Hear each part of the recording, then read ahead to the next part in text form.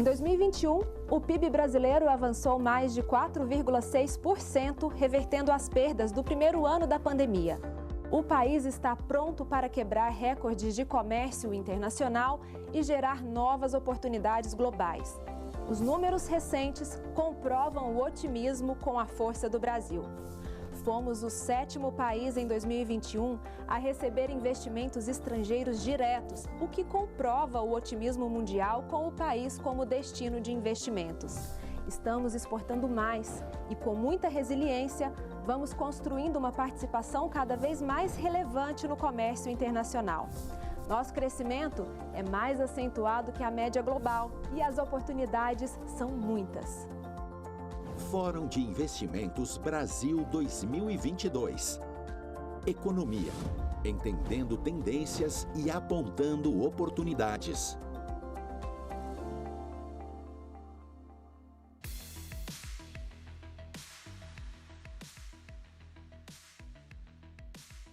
The global scenario, we have a good climate for recovery and challenge. And in this context, what are the opportunities for Brazil to position itself more and more in a competitive fashion? Seek the answers is the role of this panel, economy, understanding trends and pointing towards opportunities that will count on Estevo Pedro Conaldo Jr., Special Secretary of the Treasury from the Ministry of the Economy. I would like to invite you here to the stage. Also, Caio Mário Paz de Andrade, Special Secretary of the Debureaucratization Management and Digital Government of the Ministry of the Economy, and Christopher Ogorski, President and CEO of Scanner Latin America. Miguel Gularte, CEO of Mafrig Global Foods.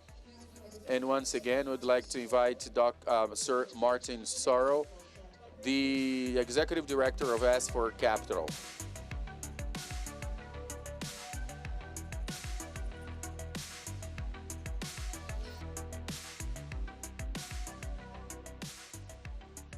And to moderate this talk, we hand the floor to Mr. Steve Pedro Conagi Jr.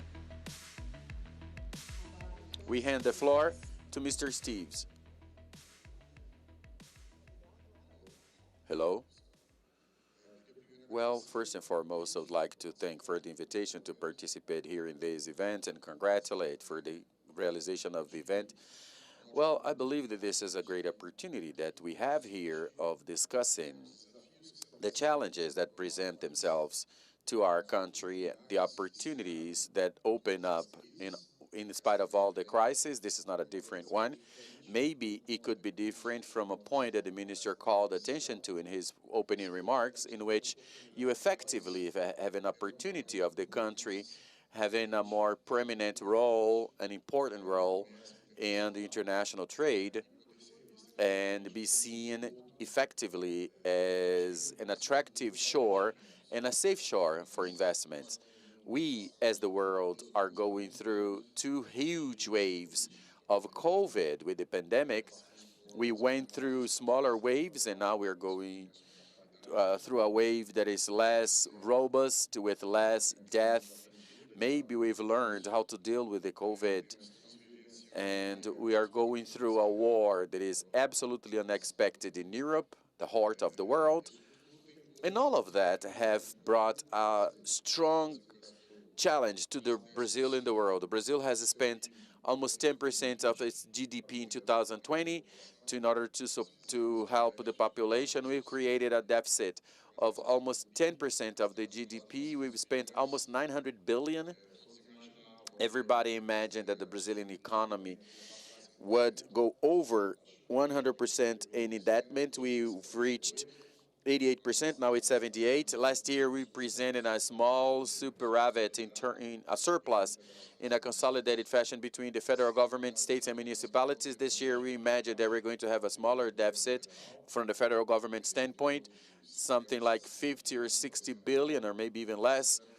Considering the results of states and municipalities, we have a great possibility of having another surplus. Brazil is generating jobs, it's growing. We have more than 1 trillion of commitments and investments in the PPI. In other words, it's a country that is opening up to the world and investments. So I will hand the floor now, starting with Caio, so everybody can introduce themselves and we can move forward in this panel, right? Caio, the floor is yours. Hello, good afternoon, ladies and gentlemen. It's a pleasure to be here with you. It's an honor to be here close to Mr. Steve Conado, my colleague with the Ministry of the Economy, who I replaced in the Ministry of Planning that has become this special secretary, apart from that robot that was taken to SOF with him. But anyway, it's also an honor, Miguel, Christopher, it's great to be with you. And of course, I feel especially happy to be here with Martin. I told him that in 1987 I used to work as an editor in a magazine called Thompson that he bought. He bought the company. So I'm here with my former boss and a colleague. And I hope that after this conversation here, we're able to have a much better idea of what is happening in Brazil in terms of transformation.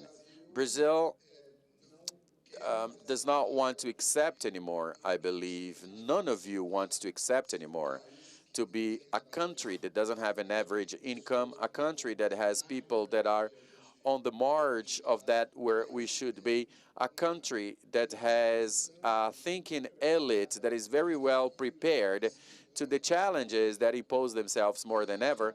And very quickly, I would like to tell you that my responsibility in the government of Brazil today, I was invited by Minister Paulo Guedes, and I serve President Bolsonaro with great honor. And I have the digital transformation to play, which is the thing that I would like to talk to you about. Brazil came out from 0 to 133 million people with a unique login. The platform GovBR, which I believe everybody uses because it is in the heart of any digital service that is used in Brazil. So if you have, for example, your driver's license, if you have your labor license, if you have passport, etc., you use the platform GovBR. So there are 133 million people using and growing. We believe that we're going to reach 150 million, 155 towards the end of the year, or even before. That gave us the opportunity of making the digital transformation of the identity of people. So today in Brazil, we're able, through many documents, to have an identity of the identities, which is the GovBR platform that recognizes our citizen. For example, Mr. Esteves as being Esteves tells Esteves what are the transitions that he can do with the state. I believe that, has anybody here made your the financial income declaration or statement? Did you do it using GovBR? If you did, please raise your hand. So the experience is, you get in GovBR and the IRS tells you what you have to pay. You pay the fee and you pay the tax, and that's it. You don't have to worry about anything. Even you don't have to worry about whether you're right or not, because the platform tells you what is the right thing. So this is an experience that is different from the ordinary, and we're also able to finally sign documents using the GovBR platform. Today, for those who don't know, you can transfer, for example, cars from natural person to natural person without having to public notary. You can do everything through the platform. That is going to allow us to do something else, Mr. Sorel, which is very interesting and maybe a good conversation we should have later. We are developing the data wallet for every citizen. That means that the Brazilian citizens from next year on will be able. Marcelo Sampaio, Minister of Infrastructure. It's good to have you here, Mr. Marcelo. So it will allow that the Brazilian citizen have on their phone, on their mobile phone, a wallet of data that will allow them to transition their data as they find convenient. So we are, as a state, organizing, categorizing, following, and saving the data of our citizens so that they can use that data. And data is a reflex of the behavior of people. So we have a great concern with that. With that, I stop here. I would just like to say that I'm an entrepreneur myself. I come from the private market, and Minister Guedes invited me to join the government. I did, and I invite everybody to take some part of your life to dedicate that time to the state, because it's an amazing experience. We have first-level people, and it's really a great surprise for those who had never been to Brasilia, such as I myself, being the center of government as I am today. So thank you very much. Thank you very much, Caio. Sir Martin, please, the floor is yours. I had my session, so I've shot my bolt, as they say. Look, okay. Why don't you ask the other panelists, and I'll come in after they've finished. Okay. Okay. No problem. Christopher? Christopher? Sure. Christopher? Muito bom dia a todos. Good morning, everyone.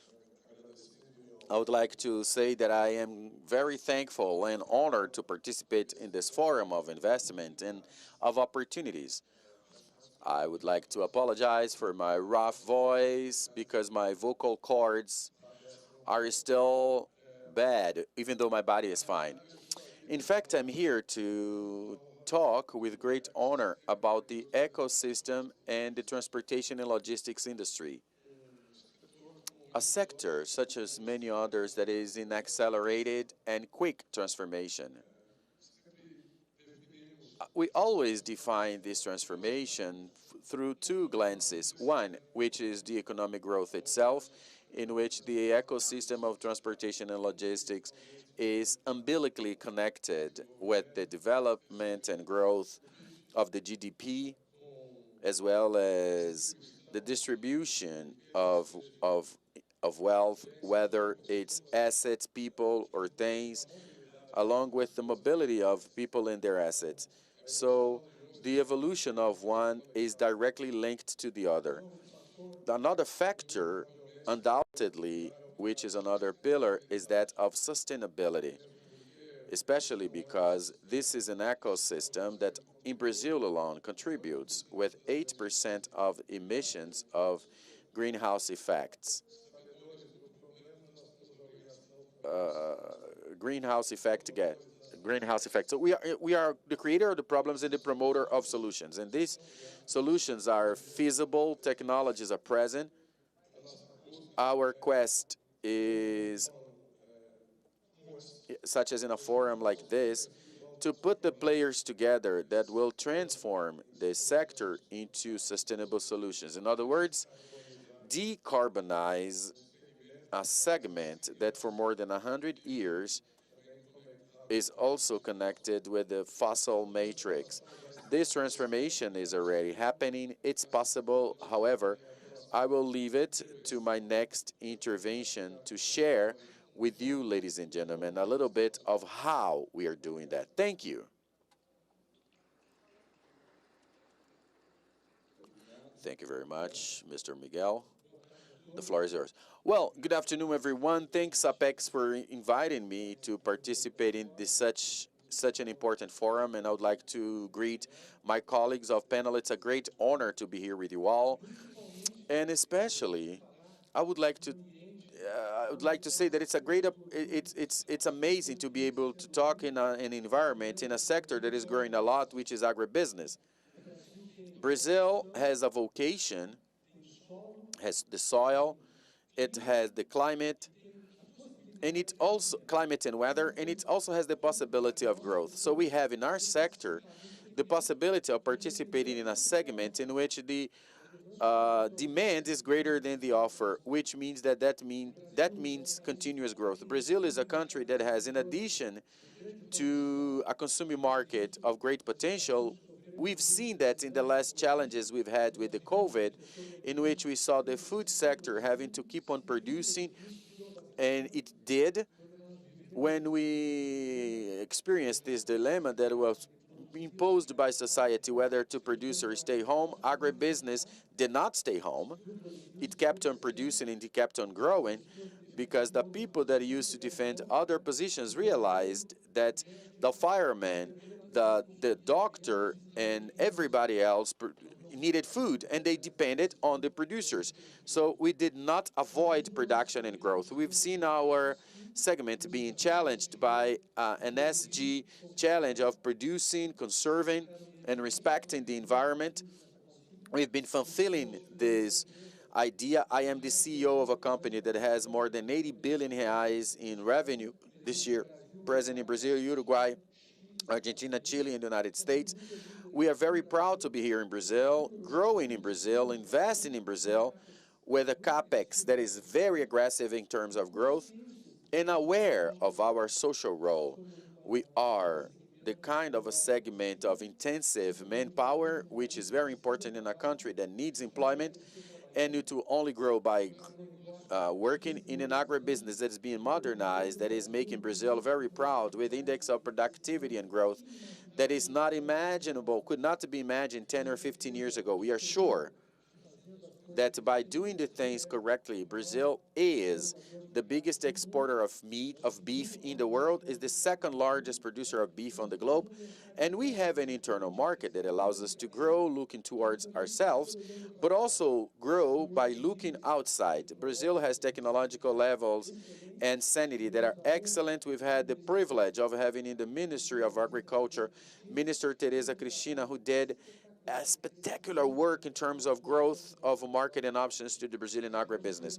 Today, we are harvesting those fruits, and we are sure that this bunch of growth and growth for the agribusiness will continue growing. But I will leave some room for questions, and just to say that to me it's a pleasure to be here in such an amazing forum. Thank you.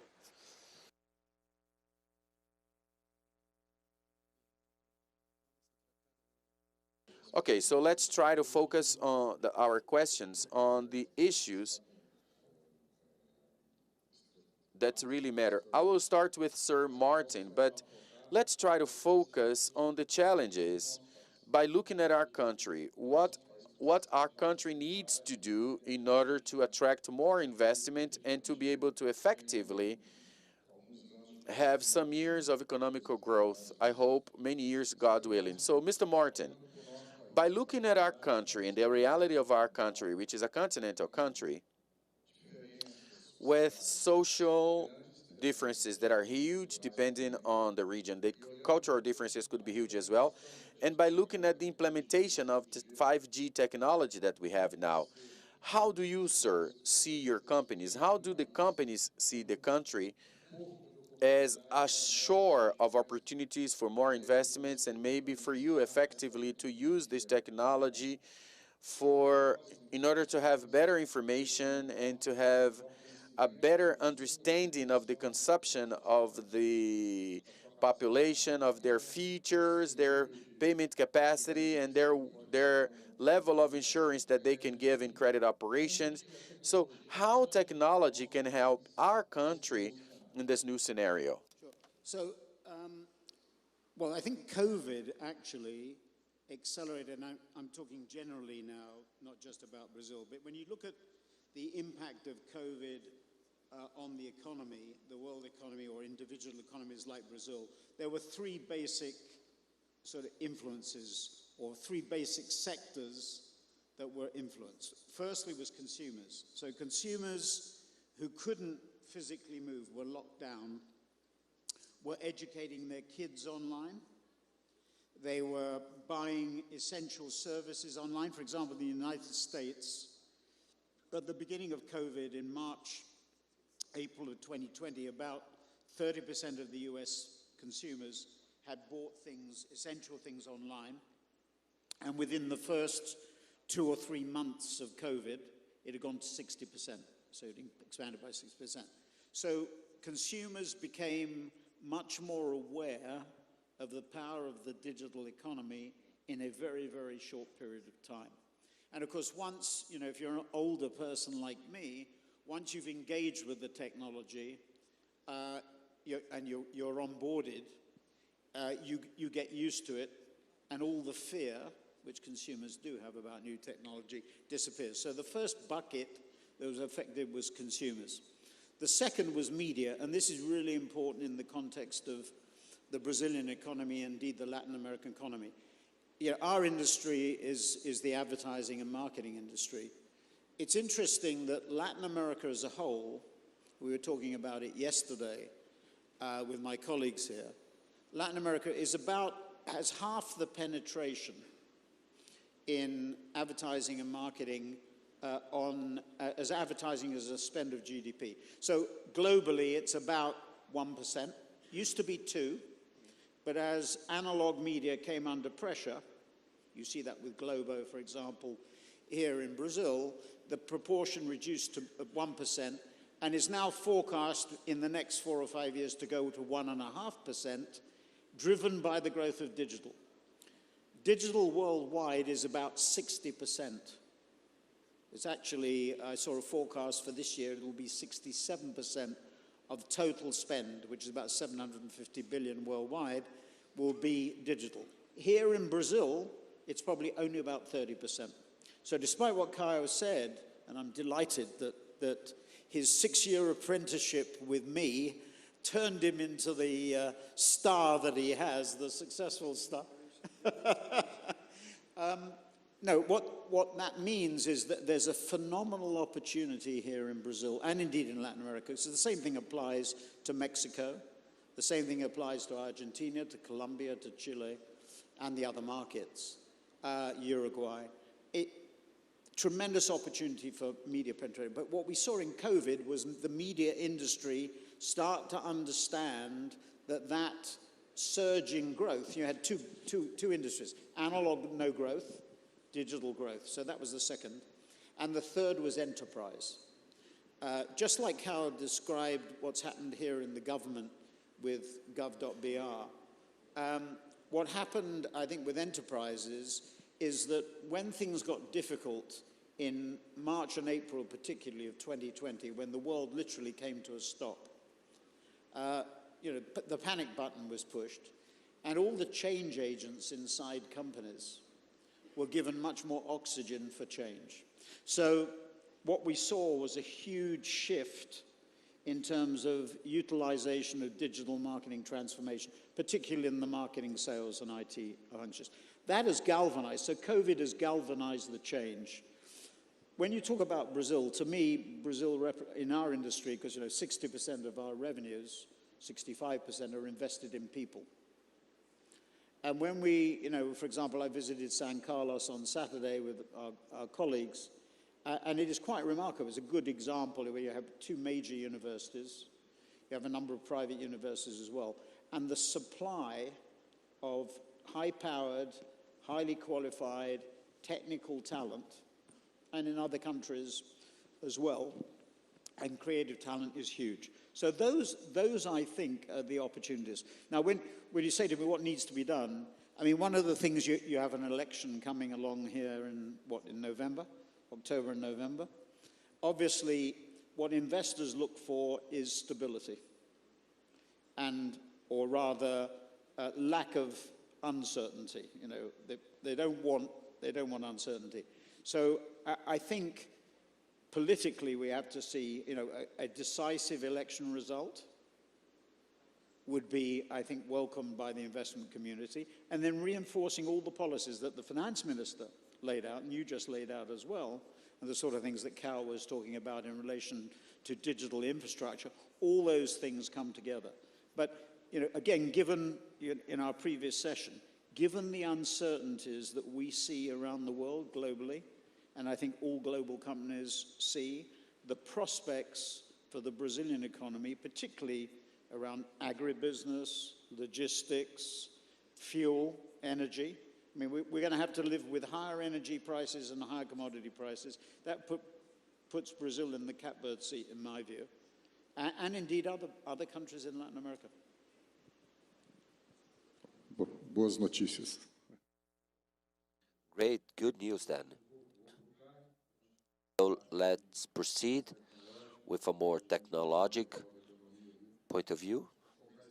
Okay, Caio, so you've gone through a big challenge in this government, a challenge that is never ending with the digitalization, and it's been reinventing itself.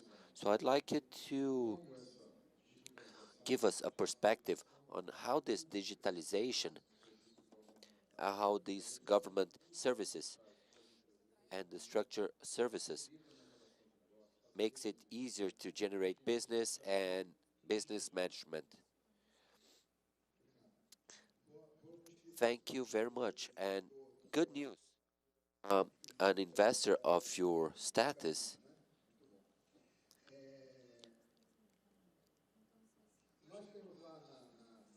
we have there at the Secretariat, Special Secretariat of Desbureaucratization and Digitalization and Government Digitalization.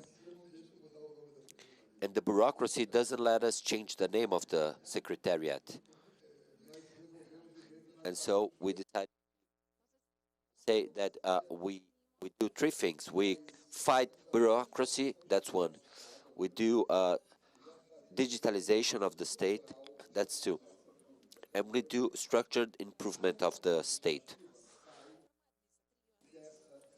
So state reform comes from this secretariat that I'm leading. It's a big secretariat. Is the former planning ministry from my colleague Conago. And the difficult is to break the silos. How big tax and the government having almost 1.5 million civil servants. We have many clusters.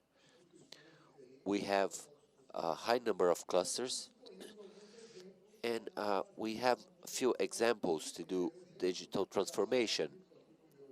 One example was said here, Estevão Sampaio. He was a secretary for Minister Tarcísio, and he did that. It's a good example of his of this digital transformation. Is to get one vertical, one pipeline. In case, in his case, infrastructure. We also got the social security service, the proof of life. People had to go to a social security office to do proof of life, and we digitalized this. And this all with rules applied. You need the law by your side to do this. And we had to build some examples, and we see rocks falling behind these first steps. And today, at the federal government, we have at my secretariat, we have 24 digital transformation standards, and I have more people who want to come in and lead digital transformation projects. You know, I don't have the exact numbers, but this is the level of 45 billion to 60 billion reals year. We had some, with the total of almost 1.5 million civil servants, approximately half of it are active. So we're reducing. We're reducing the number of staff, the size of the staff, but doing the same work. So Estevão is looking at it because he always wants us to reduce our expenditure in this matter. And at the end of the day, we were able to perform this digital transformation to serve better the public. People do things faster, and they have one of their most valuable assets, which is time. Thank you very much. And now we're going to the real side of economy with Christopher. And he has a big challenge here. We have a big blackout in terms of logistics. The world kind of stopped. And then you had war, and you had the second wave in China. And this was very influential to the world. So how Brazil can help position itself in this scenario? Yes, we have a very interesting discussion in the logistic flows. I believe that today they are requalified for at least the last 9 weeks. We have been able to deliver exactly what was planned. But when we talk about the opportunities, I'd like to mention the opportunity. I'd like the opportunity to show how we are in terms of sustainability in our sector. And this is with the use of technology. Three pillars: pure energy, and pure engineering, trying to reuse the materials. Two, digital labor, where we collect data from the vehicles from a Scania brand, uh, where we optimize the speed, we reduce loading time, and etc. And the combining of these two, we gain energy efficiency around 20%, and this is 20% less emissions of greenhouse gas. And now the giant leap. The giant leap is zero carbon. And now we have new technology which adhere to each country's culture. And in the case of Brazil, we see big opportunities. Being one of the largest producers of animal protein, we are also the lowest producers of organic residues. And this is an opportunity, or the largest producer of residues. And we could use that to, and we could have good public policies, and the main players looking at the same goal in using biodiesel, HVO, synthetic diesel, and biomethane, which nature already produces. And we could collect this and produce biomethane in a faster way and replace fossil energetic matrix. And we have all this energy made available. What is playing this? What's the ball in the game? Is the corporate economy. So technologies, they are adopted when the green source energies are available. And so a solution for one region could differ from another in the same Brazil. Now these are made available. So there's a lot of space for investment. So there's a huge opportunity, and there's an obligation to leave a better world for the future generations. Thank you.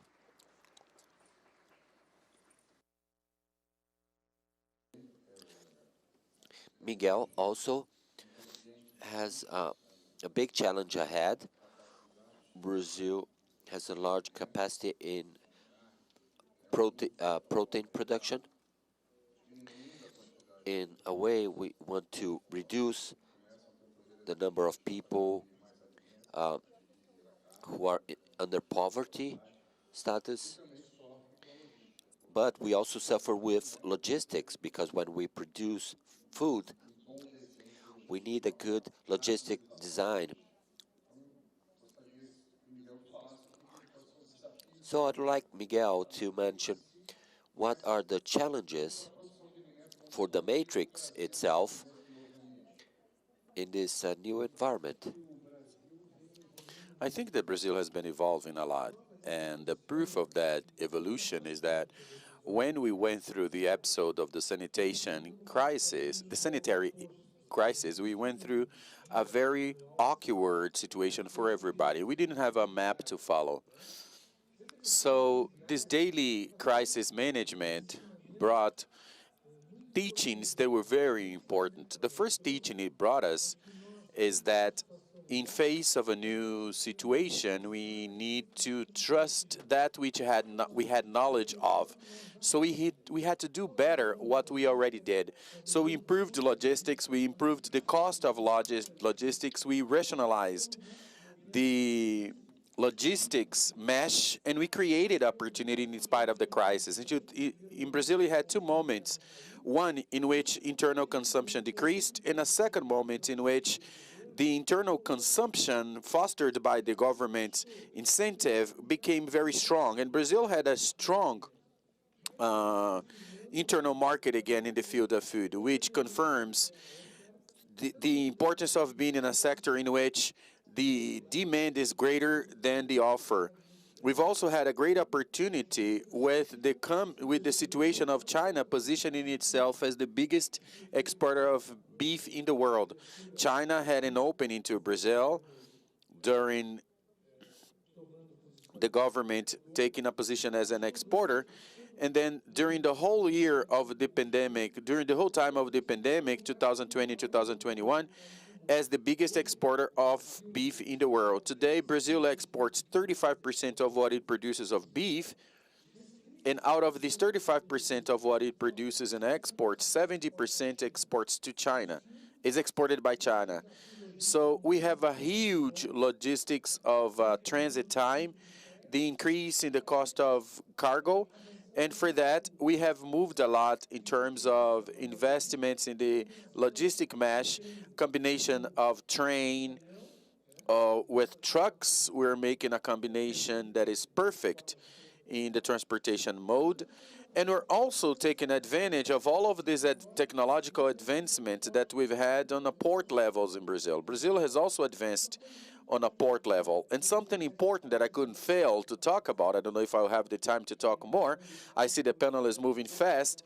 When the conversation is great, the panels run a lot faster.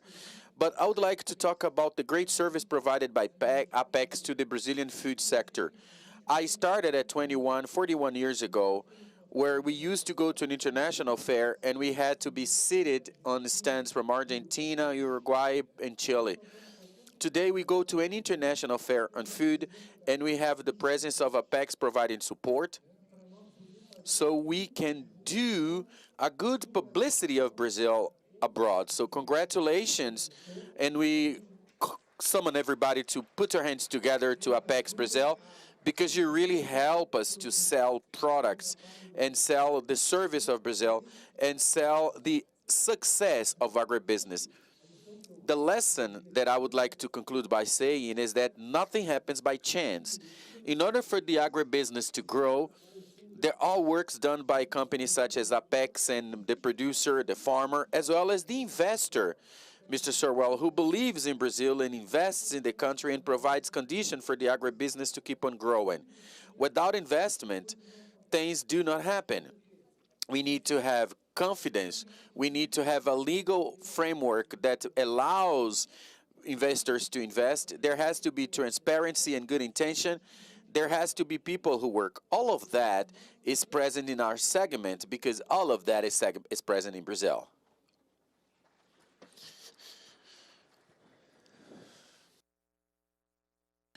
I see that we have 3 minutes. I don't know if you have time for Q&A. Or if you should close here, if I should close here. But anyway, it's not lunch. It's lunchtime, so I will give everybody an opportunity to give their final remarks, and just trying to poke you, if you could, talk about the opportunity that Brazil has as a huge potential of issuer of clean carbon. In other words, what can we do to decarbonize? Christopher talked about it. I think that our economy is very carbonized, and I believe that we have an opportunity for adopting measures that will allow us to move towards the right direction of decarbonization and also towards green economy, which will generate income for our country. I'm going to start here with Kyle. Final remarks. Well, it's been an honor to participate here with all of you. I would like to say that the platform of carbon registry was done with the Ministry of the Environment and the Ministry of the Economy with a secretary. It's a platform that is part of the GovBR platform. And we believe that the mixture of open bank with the digital ID and PIX is a revolution by saying that, Mr. Sorrell, you are absolutely right when you say that agility, when you talk about agility is very important in business. I see that a lot. When I went to the secretary, I chose a few things to do, and I take care of them so they happen, because I know that otherwise we are going to be doing a lot of things and things don't happen because there are too many things to be done. The public sector, and it's even more important in the public sector. Right. No, just one final. I mean, I think the time is right for Brazil, and the world is going through an extremely difficult time. You know, I've been at this for quite some time, and I can't remember a more difficult period globally for private companies or listed companies to navigate what we're going through. I mean, huge pressures, and the time is right for Brazil. I think the major uncertainty is what happens in the election, and you know, I hope that works through, and I hope you can have consistent government. I think that's a consistent framework. I mean, the other panelists have talked about digital transformation, they've talked about logistics, they've talked about agribusiness, they've talked about legal framework, taxation structures. All of these things are pretty important, but what the investors look for is consistency. And I hope, I mean, this is a unique time for Brazil, a unique time for Latin America, given the challenge we see elsewhere. My advice would be don't blow it.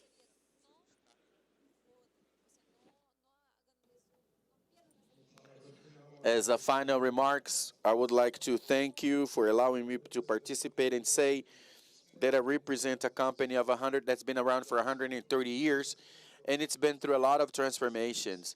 65 years of Brazil. We are going to make available a robust period of an investment plan that will be concluded in 4 years with 4 billion reais, offering the same range of products made available in Europe, with an energetic matrix which is a lot cleaner, greener, and renewable. And to say that in spite of all of the uncertainties and volatilities, we have a Brazil, as I said, 65 years now, and we are going to be here for another 65 years. And with this support of the federal government that gives us foreseeability and public policies that are clear, that gives us a much more optimistic horizon in spite of the global volatilities. Thank you very much. To answer your final question and the challenge, I would say that today in our business, sustainability is no longer an option. It is the only option.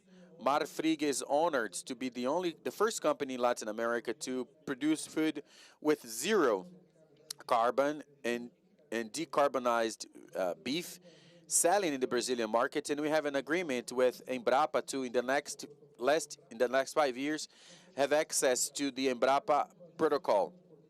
That's where we see the importance of the government and quality research, which puts Brazil ahead of many countries that today are not able to compete with us. We have competitiveness because of our climate issues, vocation, opportunity, but we also have technology and knowledge to do. So we are sure that sustainability and decarbonization will be an important step that Brazil will be able to take in the future, in an immediate future.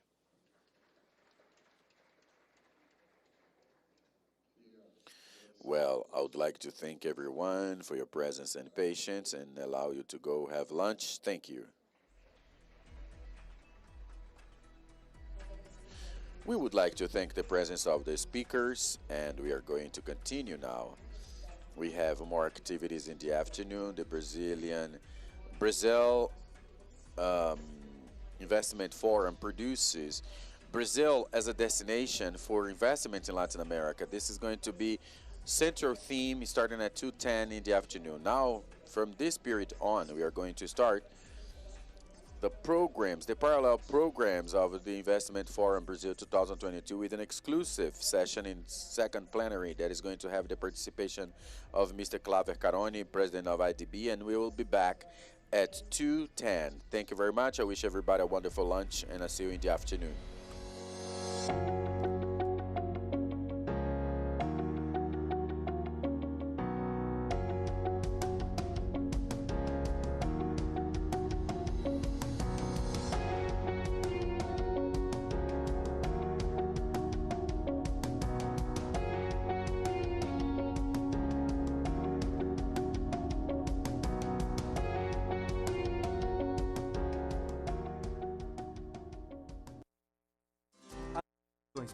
Esta edição do Corporate Venture em Brasil estão abertas. Participe do maior evento de Corporate Venture da América Latina, que em 2022 volta a ser presencial. Entre no ambiente de Venture Capital e Inovação do Brasil e aprenda mais sobre a inovação aberta e os investimentos de grandes corporações brasileiras e internacionais. Neste ano, a programação promoverá melhores práticas de CVC, relacionamento com empreendedores, VCs e estruturação de veículos de investimentos. Além disso, o conteúdo inclui cases de grandes corporações, dados e tendências globais de Corporate Venture. Tudo isso com a presença de corporates internacionais e muito mais. Não perca a 6ª edição do Corporate Venture em Brasil. Faça a sua inscrição e junte-se a nós.